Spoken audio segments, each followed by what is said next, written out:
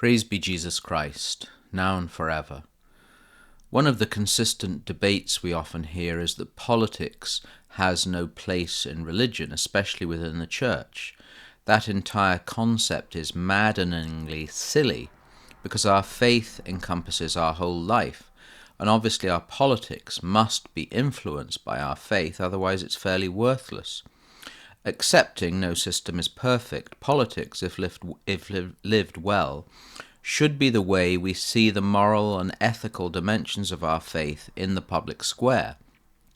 Paraphrasing Chesterton, when he said that religion and politics were the only things we should discuss, if we're not guided by both the dogma and doctrine of the faith and orthodox teaching from the pulpit about our political responsibilities, something is amiss. However, and it's a big however, the pulpit is not the place for punditry, personal opinions, or partisan politics. It's the place for truth. Many times that will be uncomfortable for those who place their political loyalties ahead of their faith. We are Catholics long before any political affiliation, and the faith, if it clashes with any political dogma or creed, must be obeyed.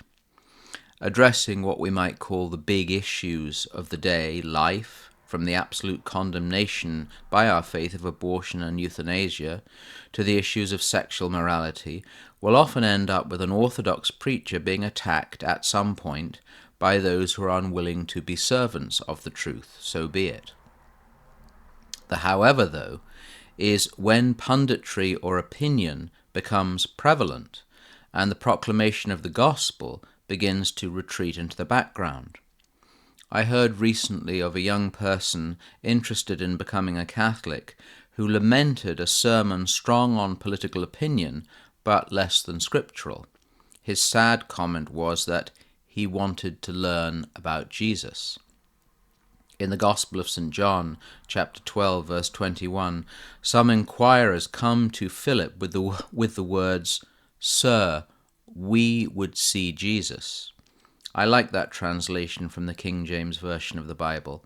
Other translations say, "We would like to see Jesus."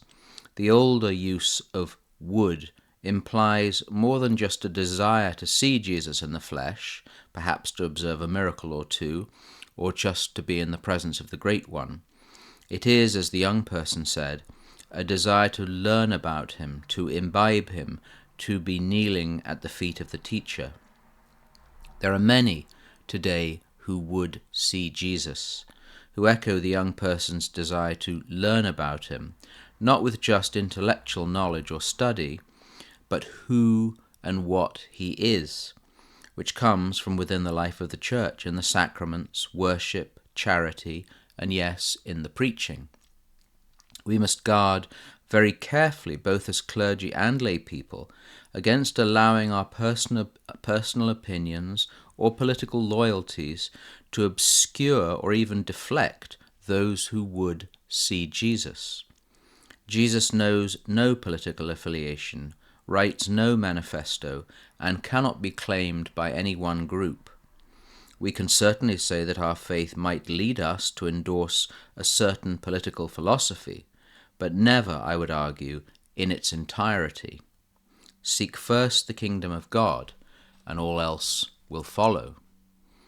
Brethren, be sober, be vigilant, because your adversary the devil, like a roaring lion, walketh about, seeking whom he may devour.